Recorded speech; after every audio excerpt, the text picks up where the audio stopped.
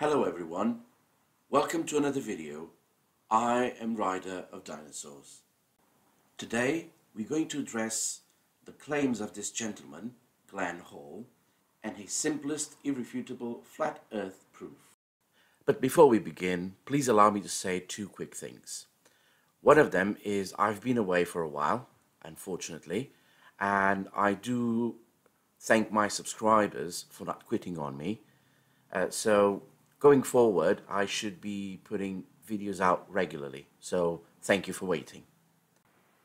The second thing is a correction I must make that was pointed out in my previous video. The states are flat, therefore the earth is flat, flat earth logic. One of the pictures that was supposed to be from the Florida estate was actually from Florida, New Mexico. So the mountain that we see was from Florida, New Mexico, and not from within the Florida estate. For that, I apologize and thank the Kitsune Cavalier, I hope I didn't butcher your name there, for pointing it out for me. Thank you very much. So let's get this started, and I hope you enjoy it. Hello everybody. I call this video the simplest, irrefutable flat earth proof.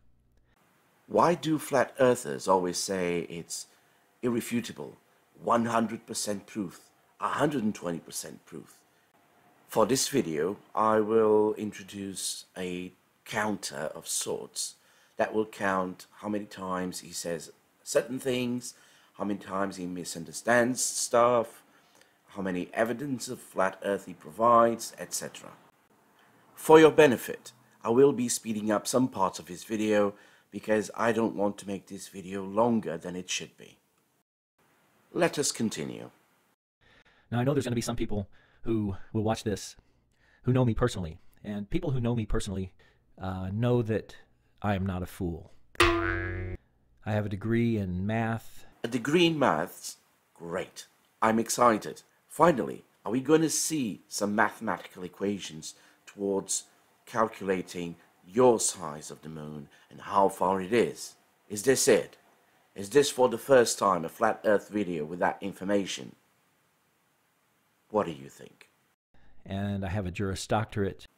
Why do you think that is even relevant? A Juris Doctorate degree does not give you the authority to question physics. I have been practicing law for almost 30 years. See previous point for explanation. Some of these people who will watch this know that I have won some incredibly difficult jury trials. Again, what is the relevance? Yes, you may be a good debater, but that doesn't say that you're a good debater in physics. A jury trial is not a simple thing. Many attorneys avoid them at all costs because they are so difficult and so stressful. And I have won some cases that people would think that you could never win. But I won't get into the details of those. I just want people to realize that I'm not a fool.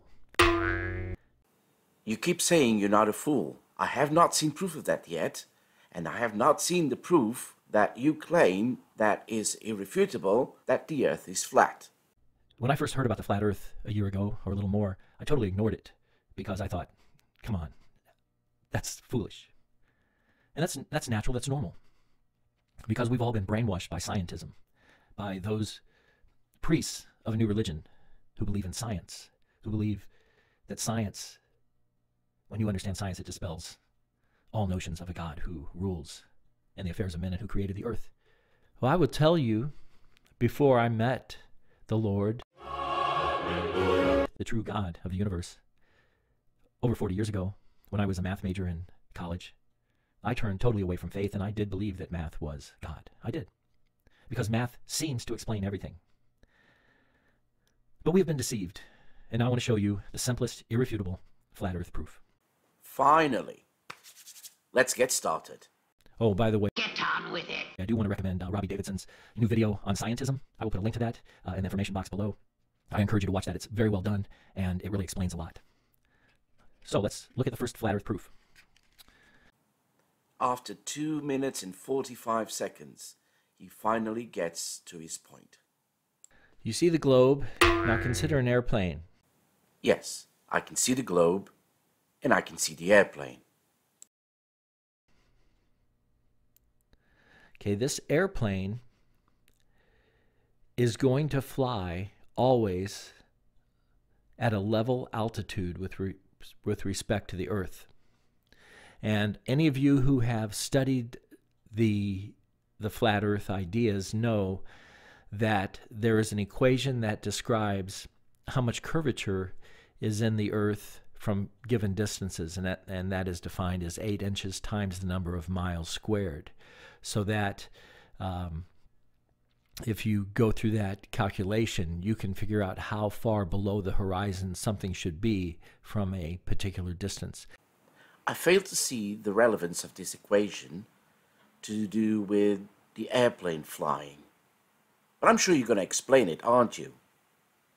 Yeah, I don't think so. And the idea also is that as a plane would traverse the globe, it would have to be always adjusting its nose a little bit down in order to continue at a level altitude. Now, if you consider this plane going to the east here, just going to the east, you see that the plane always seems to be level. Get on with it. Yes, get on with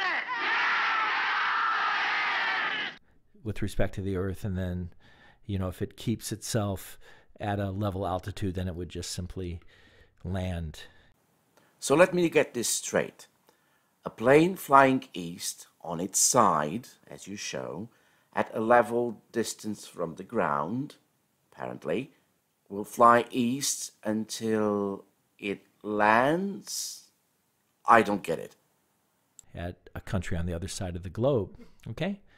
That's easy to see when you're going east and west. But what about when you're going from north to south? And this is the proof, and you can't deny it.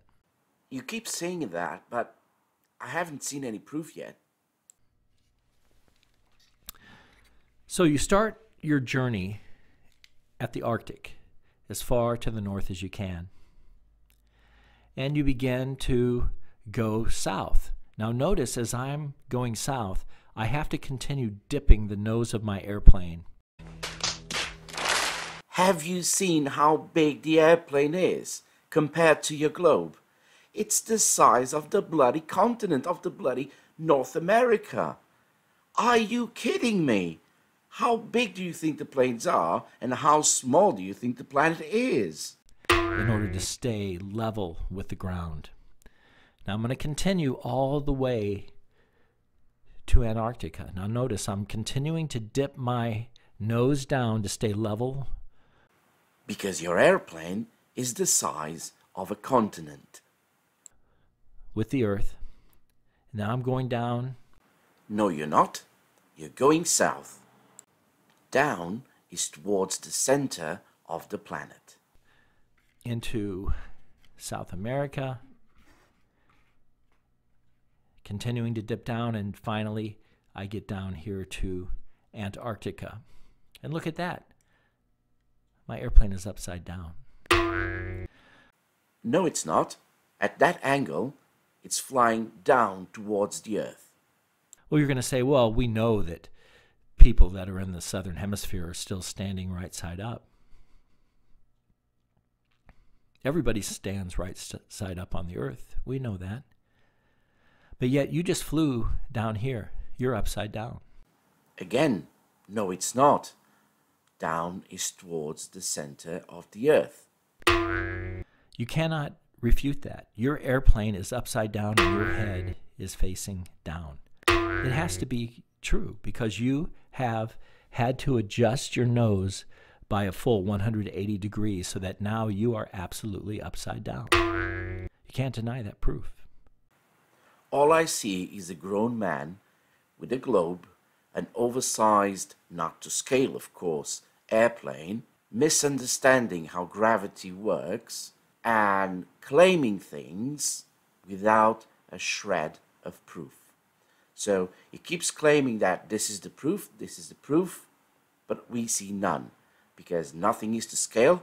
There's not a scientific method to prove what he's saying, nothing. So they're just claims. That's the simplest, irrefutable flat earth proof. There are many, many, many proofs that we do live on a flat earth. I urge you to begin to study it. Don't mock. I'm not a fool. A complete disappointment. Or is it? We are to expect these kind of things from flat earthers. They claim and then claim, provide absolutely no proof, and in the end, their go-to sentence is, look it up yourself. And now special thanks to two people, World Model Feud and Logical Troglodyte. Without their help, I would never reach the 50 subscriber mark. Thank you very much. They are both very talented, have great content in their channels, very funny. I would suggest you would go there, subscribe and like their videos because they deserve it.